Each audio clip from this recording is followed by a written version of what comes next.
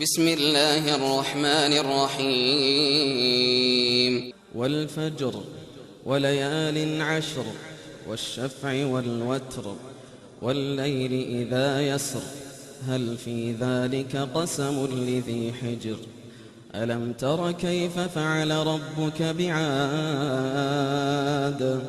إرم ذات العماد التي لم يخلق مثلها في البلاد وثمود الذين جابوا الصخر بالواد وفرعون ذي الأوتاد الذين طغوا في البلاد فأكثروا فيها الفساد فصب عليهم ربك سوط عذاب إن ربك لبالمرصاد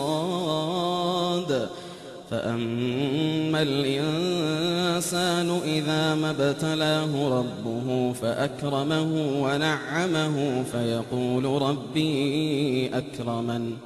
وأما إذا ما ابتلاه فقدر عليه رزقه فيقول ربي أهانن كلا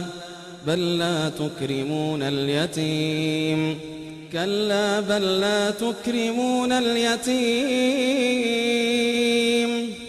كلا بل لا تكرمون اليتيم ولا تحاضون على طعام المسكين وتأكلون التراث أكلا لما وتحبون المال حبا جما كلا إذا دكت الأرض دكا دكا كلا إذا دكت الأرض دكا دكا وجاء ربك والملك صفا صفا وجيء يومئذ بجهنم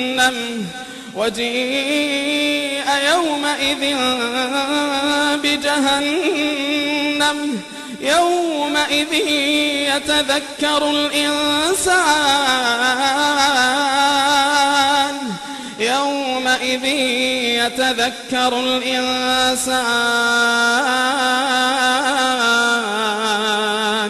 وأنى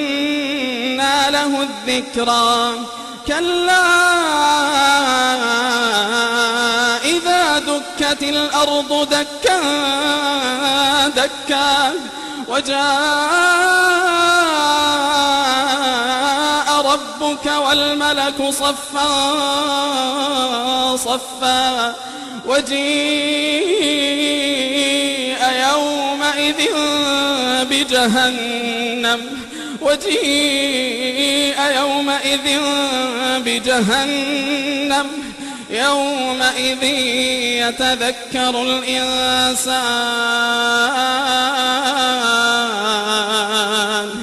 يومئذ يتذكر الإنسان وأنى له الذكرى يقول يا ليتني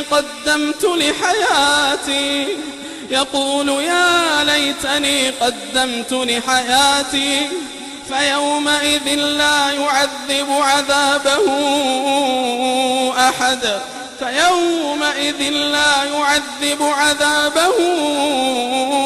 أحد ولا يوثق وثاقه أحد يا أيتها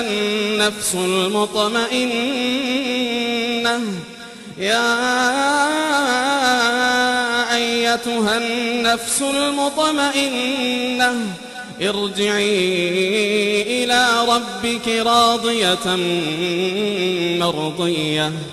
ارجعي إلى ربك راضية مرضية فادخلي في عبادي وادخلي جنتي.